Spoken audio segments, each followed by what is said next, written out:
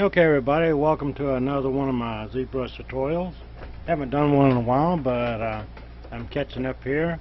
And since the the ZBrush Halloween entry contest is underway, I thought it'd be helpful to maybe new users or new members of ZBrush Central, or some of the old guys, or some of the older guys, or some of the more senior members like me. I decided I would do a tutorial on how to make a pumpkin. Now I've explored several different ways to make it, and I don't have one presently made, but I feel confident that this is pretty simple. And what I'm going to do is I'm going to demonstrate one of the CurveEdit brushes used to make this pumpkin. So this will maybe help you on your entry in the Halloween contest at ZBrush Central. So what I did here, I'm going to start with a Zsphere, and we'll drop it to the canvas, hit T to edit. Go ahead and make this a poly mesh. We might want to subdivide this a few times to get some resolution there. Delete your lower. And as you can see, we got quite a bit of well, actually, let's back up. What I want to do is we'll start at a little lower, so you can see exactly what's going on here. But then we'll divide later on as soon as we get the pumpkin to the appearance and shape we want. So anyway, I'm going to stay in matte cap red wax temporarily here. And what I did is, anyway, I tried out this curved pinch brush. Now this is pretty new. I guess it's new to 4.4, maybe the previous version. But it'll allow us to get the creasing to start our pumpkin, and that's kind of why I came about. That is a pretty simple way to do a pumpkin. So the CurveEdit brush is based on the brush size. So what I simply did is I started at the pole and I dragged down as far as I can. And now we have this curve we can edit. Now one of the problems I did run into is, you can drag it up and down there. But anyway, just to show you that will give us our creased appearance. And so what I did is I went to the transform, activated the symmetry about the z-axis, and I set the radial count down to 6. It seems like 6 or 8 is kind of what the pumpkins, the creases they have in them. So I guess you can turn this thing sideways is one way to go about it, so you can go from pole to pole. But you just drag your brush out, and as you can see, we've made 6 of these. And so you can go in here and move this thing around. I want the creases in, so I guess I held down Alt to get the creases inward. So you may have to make a few adjustments here. Seems like it gets kind of tangled up there. Oops. But you want your pumpkin to have that kind of let's back up here. I'm going to try this again. I wasn't successful in getting it the first time, but let's try this. Alright, we'll go with that. That looks good. So anyway, we've got the one of the first steps here started. We'll go back over to our standard brush. Now see, at this point we can divide it up to smooth this out a little bit. So we'll go ahead and divide this up. And we'll go back to our high res, actually, what we'll do. And we'll make a couple more divisions. We want to keep it under 1 million, just to kind of make it easy to manipulate. So what I did next was, and if you want, you can keep it there. But first, I want to establish do some masking here, and I use this technique here to mask by cavity. Now, see, you got a pretty good start on the masking. So what I did was, you can maybe modify this mask a little bit. And let's see if the lazy mouse is on. No, the lazy mouse isn't on. So we'll step down on the size, and we'll hold down Control and we'll go down to Stroke, and we'll turn on our lazy mouse so we can get right in that crease there. So oops, gotta hold down the Control key. So you want to kind of get a little in that crease, because you want your crease to be filled all the way down, because you want to get this crease to go to the bottom. And of course, when you get to the bottom, you can just maybe mask that out if you like, and maybe on the top. This will probably be the bottom of our pumpkin, but you can enlarge it that mouse size a little bit. So at this point, you might want to make a little mod on this by inverse the mask there a little bit. Yeah, I don't Control Alt to inverse to kind of white that out. Give you a little something like that. Now what I want to do here is you can one of the things you can do to maybe pull these creases together is you can go to the deformation palette and play around with this inflate to maybe tighten up those creases there. And it looks like, but well, we'll go back here a little bit. We'll try the inflate balloon. I haven't really tried the inflate balloon function yet. Now we'll go back on that. So we'll just kind of leave this as is for now, but you can inverse the mask. Let's try inversing and going back to the inflate. You may have to tweak this in real small increments to get just what you want. If you want to kind of emphasize that crease a little bit more. And of course you can also blur your mask a couple of degrees here, and then play around with this inflate a little bit. So we can smooth that out, but maybe we'll go backwards here a little bit. Anyway, you can make a lot of adjustments there, but what it is, I want to establish how you can get the creases in your pumpkins, the ridges between the surface of the pumpkin.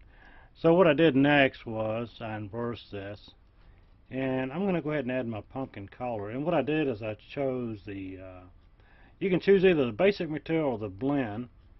Now the blend has a little bit of specularity to it. So if you want to reduce that, you can go up to your blend and you can turn that down a tad. But what I did is, so you want to go ahead and start filling in your color here. So you go up to you make sure you got your MRGB channel on, and you find kind of a pumpkiny orange color there. And so you just go ahead and fill that, and then you inverse your mask, and you might want to go for a little darker. You might want to pull this down just a tad, and then say fill on this. So this will get you on the right path. Now you want to clear it. So we got some issues there. It looks like the seam is a little bit rough. So we can go down to our global smoothing and try that out. And if not, you can just hold down your Shift key, maybe increase the size of your brush a little bit, and you still have your symmetry. So you can go along these seams here and maybe smooth this out a little bit. And it looks like that's going to get it. Of course, I have trouble with my focal. I like it set at 0. So you can smooth out some of this stuff, yeah. And we might want to divide this one more time. It looks like we got some noise in there. But we're pretty well along, as we got a really good shape and a color, and we got that emphasized crease. And we'll do this a couple times. We'll run that global smoothing, and maybe I'm going to stay with the 525. But anyway, this is one good way to get started. Now, if you want to vary up this color a little bit, I I don't know what it is that can't get rid of this noise, but this will definitely get you started in the right direction. As with ZBrush, you know, over the years I've played with it, and you'll run across intermittent problems, although I did run through this a couple times, but this will get you a good basic pumpkin shape to get in the ZBrush Central Contest. And you might even make one better than I did. I'm just kind of taking a shot at it here. So also you can just go ahead with your spray tool, and you still have your symmetry turned on, so that's going to give you, and you can just kind of play with, add some modeling to this, kind of give it a modeled appearance. Yeah, something like that. That's pretty close. So we've got our colors filled, we've done a little painting on it. Now I want to add a little noise. So we go down to the surface here, and I don't know what it is, but it seems like the color backs down a little bit, so you may want to make sure your color is still pretty saturated for your pumpkin, but you can add a little noise here, and you can play with these settings here as much as you like. I kind of went with the seemed like a back went up. We had a seemed like the strength. That's too much. Maybe we want positive. No, that's too much. So we got scale it down. We'll take it at that. That looks pretty good. And of course, you can go in here and add some additional,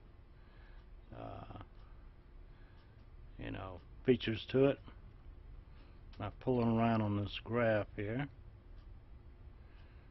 You maybe make those a little bigger. So I'm going to go okay with that. So that gives us a good kind of a, and we can apply that to our mesh. Now if it's still a little too rough for you, you can go down and to your deformations and run the global smoothing a couple times. Kind of looks like an orange in a way. Anyway, we got those creases emphasized. So now we got a good shape started here, and this is going to be, we're going to flip this thing around. Go to our rotate. We're going to turn off our transformations here. So we just want to flip this thing over and flip it over here, because we want this is our bottom here, so maybe we can just flip this thing over. Yep, there we go. So now we've got the top where our stem's going to come out. What I did next, this is pretty straightforward. We just go back to our dots, and what I did is you can play with any of these move tools, but this one seemed to get the best results. And I just made this move brush really big, and I just pulled up on it. We want to kind of have an organic shape there, and maybe you want to flatten the bottom out a little bit. And maybe you want to make your pumpkin a little crooked. That's a pretty good shape there. And maybe we'll add a bump here to it. We'll swap it out like that. So that's going to pretty much look like a pumpkin you might get at your local grocer. So that's something that'll sit on the sidewalk or your curb or wherever you're going to put your pumpkin. So we'll just go back to our standard brush here for a minute. And what I did is you can go in your subtools and just call this your pumpkin base.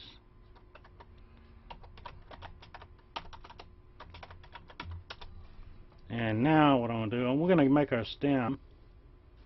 And I found that what I like best personally here is we'll just start with Z-sphere here.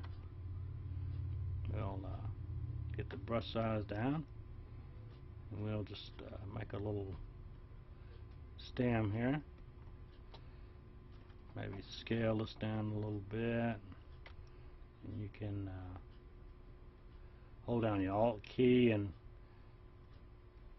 kind of get like that, and then you go to your move brush and maybe scale down the tip of your stem a little bit.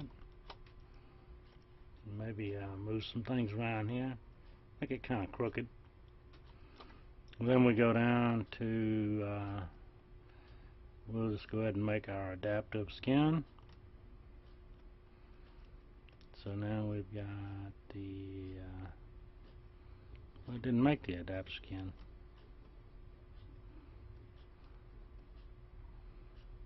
Oh, there it is. Okay, now we've got our skin. So we're going to make that a little bit of a brown color. Go down here in our browns. And maybe it's a little too dark. And we'll divide this up a little bit. Go down to our divisions and geometry. And to give this a little bit of a look, you can go down to your rake tool, increase your brush size, and just maybe that's a little too strong. Turn the intensity down. Our brush size up. I like my focal shift to 0. I don't know why. You can kind of do this number here, and kind of give it that rough appearance. Then you can go back, smooth this out a little bit. Maybe not so much. Kind of do that. That looks good. A little bit more there. And we can divide this up a little bit. Of course, you can smooth a little bit. Maybe you want to turn the intensity down on your smooth, and maybe smooth at 34. And you can go in here in the surface, add a little noise to this. Of course, it seems like the color falls off. We'll put a little noise in that. We'll say okay. So you might want to maybe, we'll just go ahead and fill this. And you might want to, what you might want to do, go back to your standard brush, go back to your spray tool, and when the stem comes out of the pumpkin, I notice sometimes there's a little bit of green at the end of the stem, so maybe you can fix that up a little bit, and then maybe add a little yellow, give it that little bit of a, then you might want to go back with a little brown, add a little lower intensity, and do that, kind of mix it up a little bit. Might want to make the top of the stem a little darker as you get toward the end. Of course, I'm using the spray tool here, and I'm just painting on it. Looks like the lazy mouse, and that's okay though. Okay, so we can go in here and go ahead and apply that noise to the mesh. So we can go here in our subtools,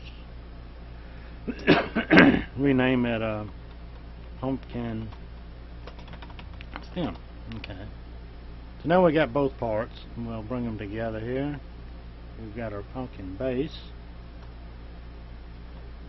and we'll append that stem. And you turn on your transparency, you see where it landed. So you're going to need to scale this some. And we'll bring it up, we'll make it smaller and bigger.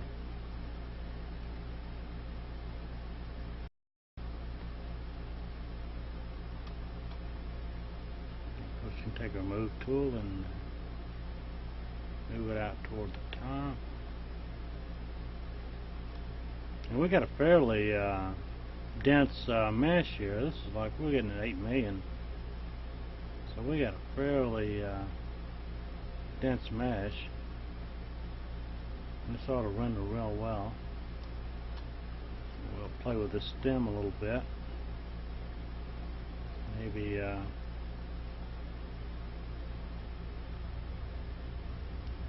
rotate it a little bit. Moving real slow. I got a real dense mesh here, so the software is kind of responding very slow. So I want to leave that there because well, maybe we should move it in just a little bit more toward the middle.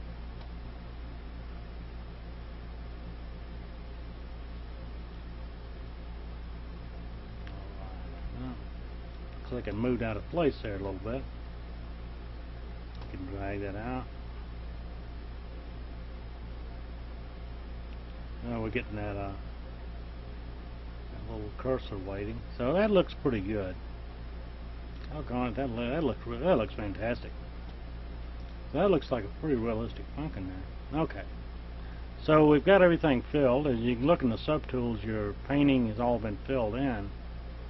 So if you really want to, you know, get it all put together, we can go down to, we want to weld, and we'll merge down.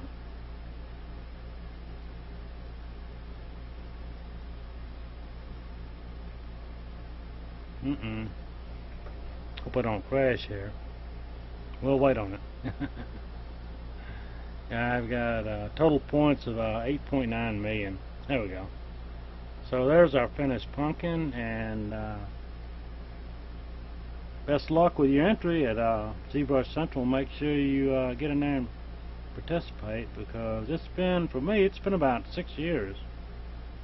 Let's see where our floor is at here. Looks like we got the Z as our floor, and we'll do a quick little render on this.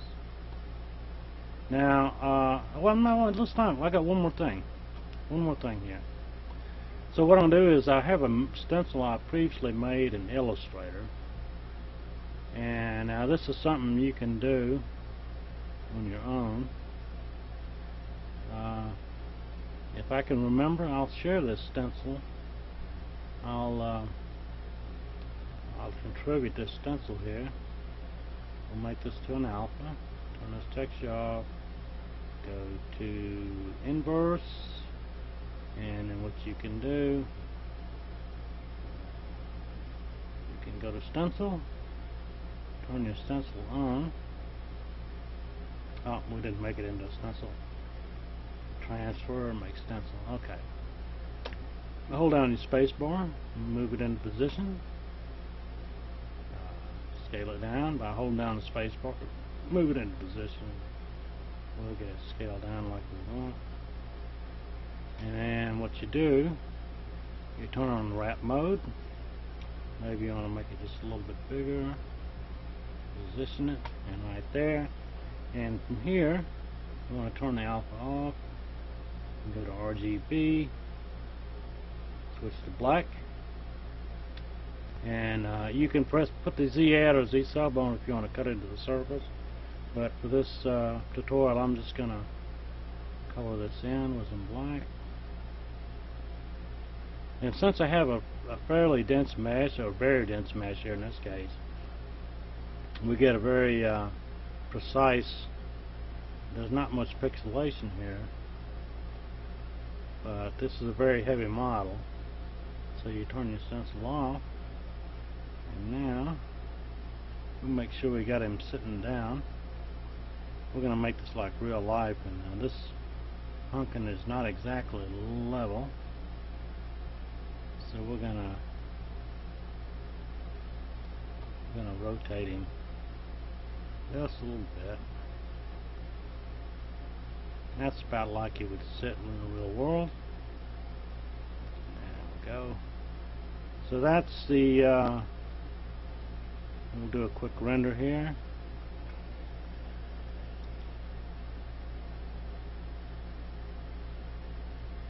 And there you go. And so anyway, you can go up in your render and set your lights, your background, do all these other things. But anyway, I just wanted to share this with everybody. And good luck at the Halloween entry at ZBrush Central. And hope to see you there. And well, happy Halloween. Okay, well, thanks for watching, and I'll be doing a few more.